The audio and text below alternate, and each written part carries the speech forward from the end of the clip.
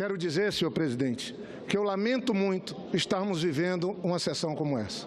Eu não queria estar aqui. Não fui eleito para isso. Fui eleito para, junto com os colegas, produzir leis, ajudar o Brasil a seguir em frente. E não fazer sessão que pode incorrer num gravíssimo erro, que é empurrar o Brasil para trás, do ponto de vista da sua democracia, informação e do ponto de vista da busca de soluções para a crise que vivemos. Essa instituição é a mais antiga da República. Completou, mês passado, 190 anos.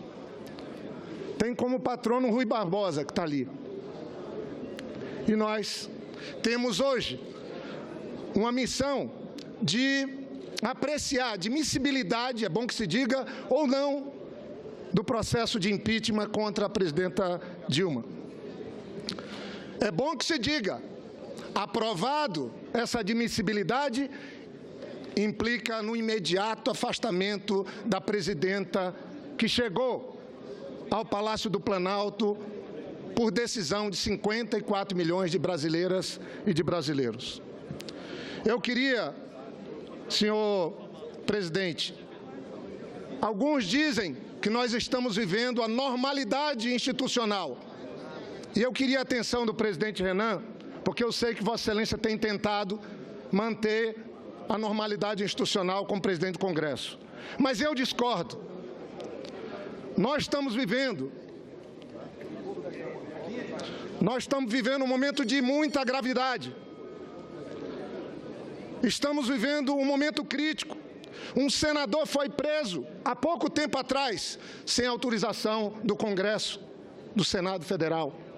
Foi cassado ontem por esse plenário. O presidente da Câmara foi afastado outro dia, sem que a Câmara tivesse sido ouvida. Nós hoje estamos apreciando uma matéria que, se aprovada, caça o voto de 54 milhões de brasileiros e brasileiras e afasta do poder, por maioria simples do plenário do Senado, a presidenta da República. E alguns se arvoram a dizer que estamos vivendo a normalidade institucional no país. Nós estamos vivendo, e eu falo para quem quiser ouvir, a anarquia institucional nesse país. Os arquitetos, urbanistas, respeitados no mundo inteiro, não fizeram essa Praça dos Três Poderes por acaso, não. Eles olharam a Constituição do Brasil, o Palácio do Planalto, o Executivo, o Supremo Tribunal e o Congresso Nacional um pouco mais à frente e mais ao alto. É o equilíbrio dos poderes que estamos vivendo.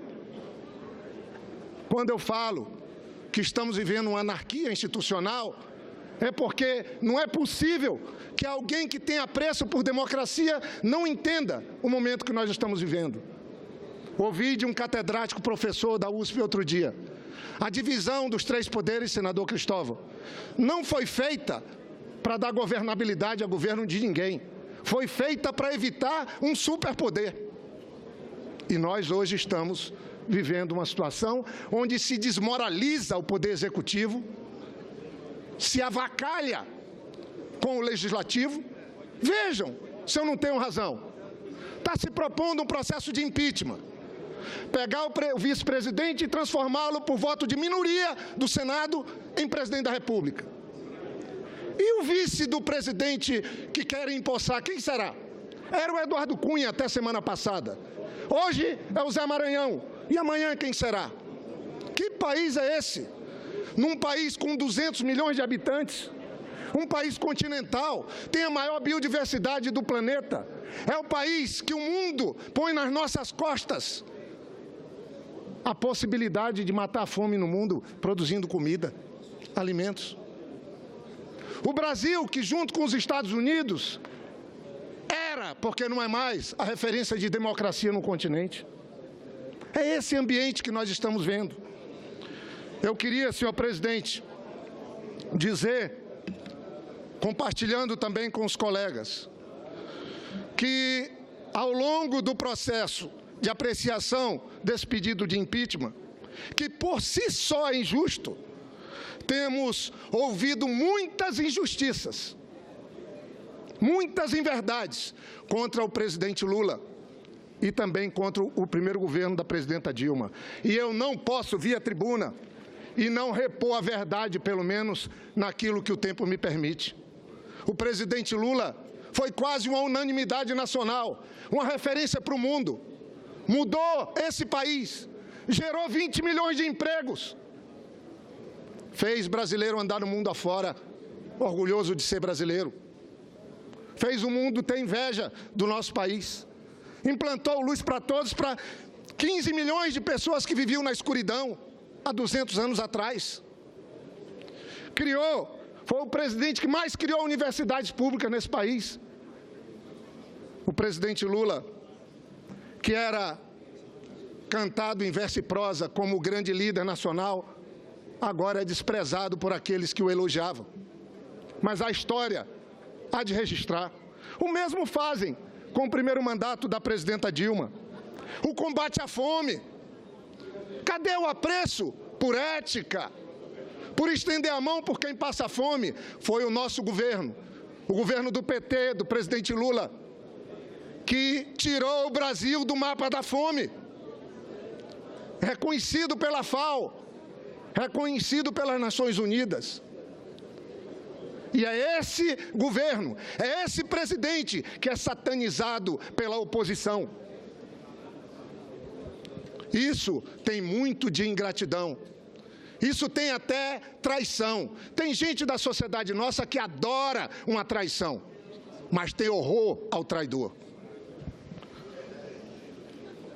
Eu queria também dizer, senhor presidente, que outra inverdade que eu ouvi hoje e tenho ouvido ao longo dos dias, é que, nesse golpe que estão aplicando, institucional, o Brasil que a presidenta Dilma está entregando é o Brasil do caos.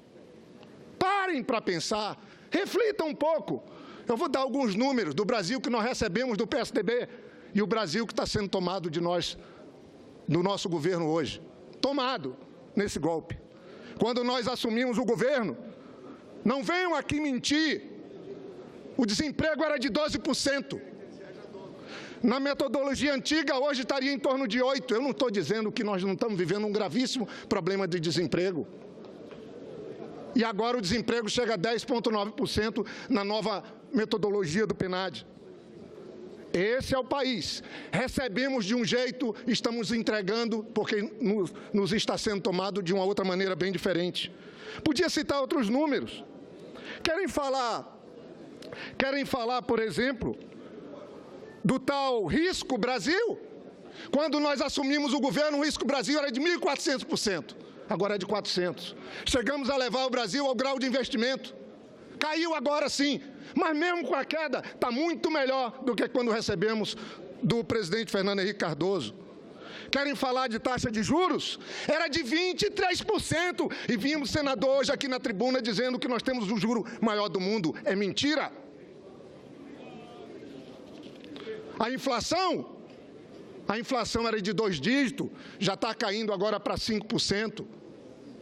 Está em plena queda. E a taxa de juro também. A Petrobras, que é a origem de tudo, nós recebemos a Petrobras, é bom que me ouçam.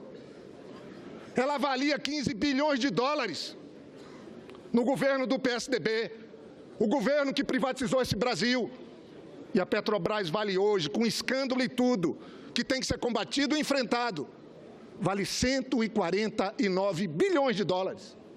E foi obra do governo do PT, foi uma ação do presidente Lula.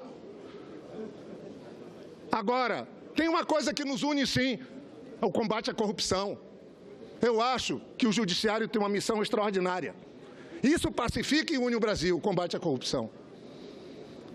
Mas eu pergunto, por que os presidentes da Petrobras não estão presos? Por quê? Não é lá a fonte da corrupção? Por que Graça Forte? Por que Gabriele? Por que o atual presidente também não estão presos? Sabe por quê? Porque eles foram tragados, a Petrobras foi tragada por esse modus operandi que nós temos no Brasil, que envolve políticos, partidos e empresas. E é isso que tem que ser entendido. Não começou e não termina com o PT. O PT cometeu erros, temos que assumi-los. Graves, no governo e no partido. Temos que assumir. Mas essa herança nós já pegamos, essa maneira de operar. Só que era em 15 bilhões de dólares. E agora é de centenas de bilhões de dólares. Queria, senhor presidente, passar um pouco mais adiante. Nós podemos falar um pouco de impeachment. Foram 132 pedidos de impeachment até agora no Brasil. 2 efetivados. Um do presidente Collor e esse agora da presidenta Dilma. No Collor foram 29, no Itamar 4 pedidos de impeachment, no Fernando Henrique, governo Fernando Henrique, primeiro mandato 1, no segundo mandato 16, no governo Lula, no primeiro mandato 25 pedidos de impeachment, no segundo mandato 9, na presidenta Dilma no primeiro mandato 14 e no segundo 50 pedidos de impeachment, e esse agora foi acolhido pelo senhor ex-presidente, ex-vice-presidente da República, senhor Eduardo Cunha, e é dele que nós estamos tratando aqui hoje. E o interessante é que em 99, num pedido de impeachment contra o presidente Fernando Henrique Cardoso, que se alegava que tínhamos vivido um estelionato eleitoral. Vejam essa frase. Na verdade, contra os que estavam pedindo o impeachment, que eram oposição. Na verdade, o que presumo é que existe ainda uma frustração enorme na alma e no peito desses ilustres parlamentares da oposição, que não concordam ou não aceitam a deliberação majoritária das urnas da sociedade brasileira. Sabe quem falou isso? Aécio Neves, em 1999. Contra o pedido de impeachment do presidente Fernando Henrique Cardoso. Naquele tempo, nós tínhamos no Acre, foi meu estado, a compra dos votos comprovados.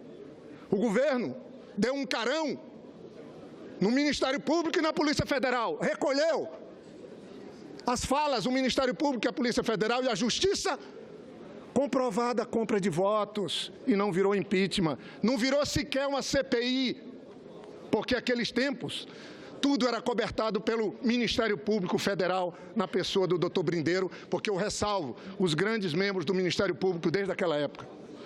Senhor presidente, nós estamos aqui diante de uma sessão que vai entrar para a história. O Senado Federal tem que decidir agora se assina embaixo da obra do senhor Eduardo Cunha. Os senhores já pararam para pensar que todos que vieram, 19 aqui, eu tiro os colegas que nos apoiam nessa tese, nenhum citou o nome do presidente Eduardo Cunha? Quer dizer, ele já fez o serviço sujo, não serve mais para nada? Tinham que vir aqui agradecer, porque foi ele que botou essa matéria em pauta no Congresso Nacional. Mas não, o senhor Eduardo Cunha já não serve mais para nada. Não pode ser o vice-presidente da República, mas era o maior aliado, junto com o PSDB, desse projeto de fazer o impeachment da presidenta Dilma. O Senado Federal tem uma oportunidade de dizer não ao golpe, de dizer sim à Constituição. O Senado Federal tem que tomar uma atitude que esteja à altura dos seus 190 anos. Não é justo fazer o que estão tentando fazer com a democracia brasileira. Não é justo. Não é justo porque não estão caçando a presidenta Dilma, estão caçando a soberania do voto popular. E esse governo ilegítimo não governará, não porque o PT não quer, porque não vai ter legitimidade. Estão fazendo uma rampa atrás do Palácio do Planalto. Tomara que seja para mobilidade, que eu apoio, porque se for para a entrada de um governo ilegítimo, é a única rampa que ele pode subir, porque a da frente é para os eleitos. Sinceramente, eu quero dizer, senhor presidente, vou estar amanhã junto com a presidenta Dilma, na saída, certamente. É um jogo de carta marcada.